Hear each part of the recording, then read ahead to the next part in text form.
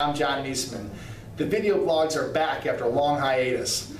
I want to discuss Fannie Mae and Freddie Mac with you today. I just read an outstanding book recommended to me from one of our St. Clair Shores agents, Tom Lipinski. The book is Reckless Endangerment, and it's by Morganson and Rosner if you want to read it. Reckless Endangerment breaks down all the players in the mortgage meltdown, the housing crisis, all the players that created the biggest financial crisis of our time and nearly just shut down the economy. From the politicians wanting a higher home ownership rate and putting people in mortgages that just shouldn't be buying houses, to the corruption at Fannie Mae and Freddie Mac, to the subprime mortgage products and the subprime leaders, and the rating agencies that are rating those pools of mortgages, to the lenders that created and originated these mortgages.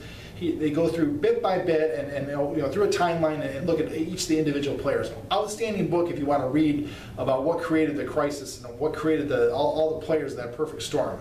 So, September 2008, our federal government comes in and has to take Fannie Mae and Freddie Mac into receivership. Cost about $187 billion. That was the big fear as the housing meltdown started, that this was going to cost the taxpayers a lot of money, and indeed it did. However, $187 million, September 2008, the taxpayers, the federal government, now have all their money back from dividends from both Fannie and Freddie. They've collected over $200 billion back. So, well, there's proposals to take Fannie and Freddie and just get rid of them or privatize them or substantially reform them. I think that's a huge mistake. I think you're throwing the baby out with the bathwater. Home ownership is the fabric of our country. Home ownership makes for strong communities and strong neighborhoods. Without Fannie and Freddie, you're not going to have a 30-year mortgage. You're going to have substantially higher interest rates. They play an important role in home ownership in our country. So, most of the big problems have been fixed. There's no more liar loans. There's no more no documentation loans.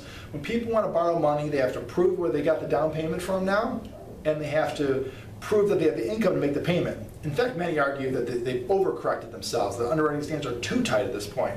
So while there is still indeed risk to the taxpayers, I don't think we have a risk for any type of size of bailout that we had back in 2008. So the problems have been addressed, and to substantially reform Fannie Mae or get rid of Fannie Mae and Freddie Mac at this point, I believe would be a huge mistake. Tell me what you think. Drop me a note on Facebook or email me. My website is johnm.biz. Have a great day.